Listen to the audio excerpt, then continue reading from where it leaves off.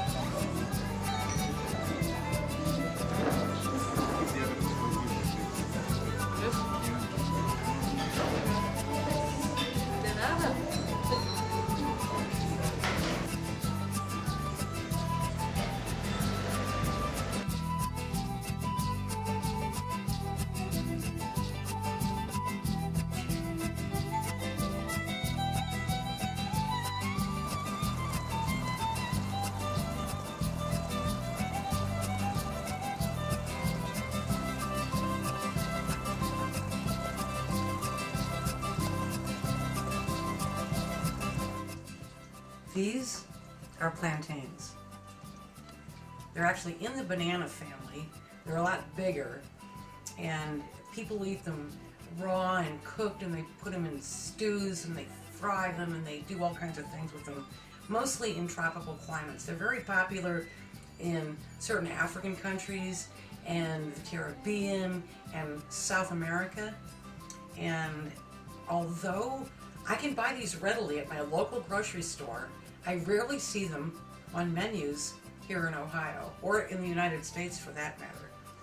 So I'm excited about them. Now, for this recipe, you want them to be ripe, tender, but you want some blackening on that skin.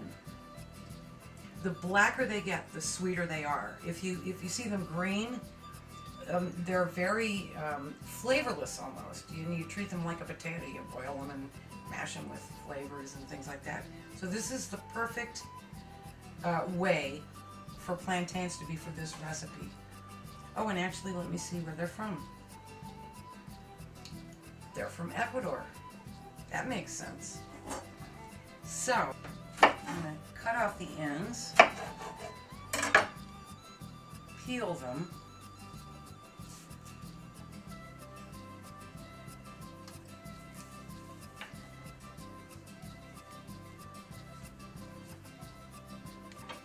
and then for each plantain, I want thick slices. So I'm going to cut it in thirds and then in half. So those are nice chunky pieces.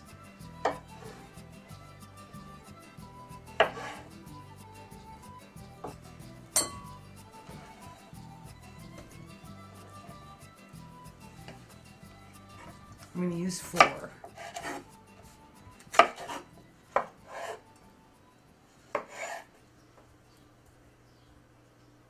I've melted 4 tablespoons of butter in this large skillet, 1 tablespoon for each plantain, and I'm going to fry them. I want to get just a nice browning on the surface of these.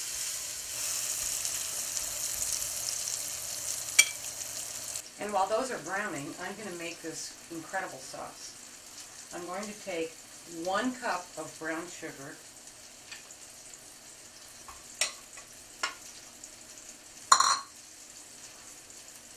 1 cup of sweet vermouth, or any sweet red wine you want to use. I'm going to put that on sort of a low heat, because I want that sugar to melt slowly.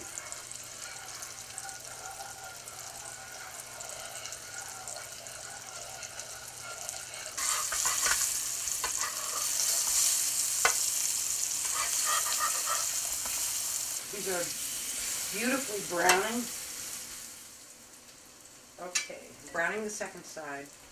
Meanwhile, my brown sugar and sweet vermouth is cooking. I'm going to add a couple of very interesting things. A cinnamon stick and some cloves, some whole cloves. You want to add about 4 or 5.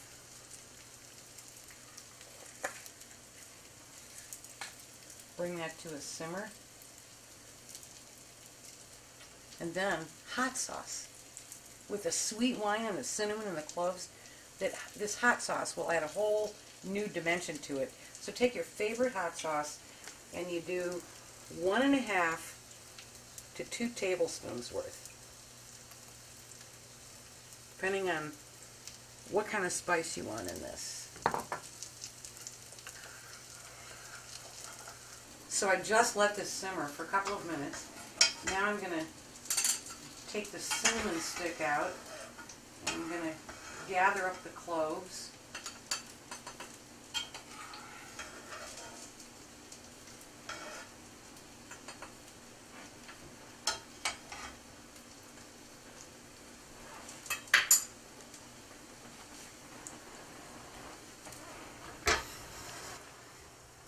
Pour this over the plantains.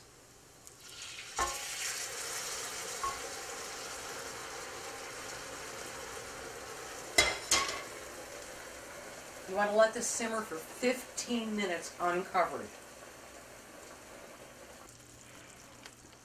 Those are beautifully caramelized. So you turn the heat off, and then you add a little exclamation point. A drizzle of heavy cream.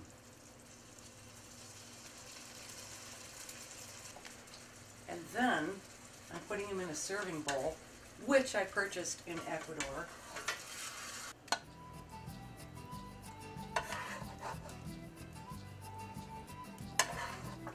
Caramelized plantains from Ecuador.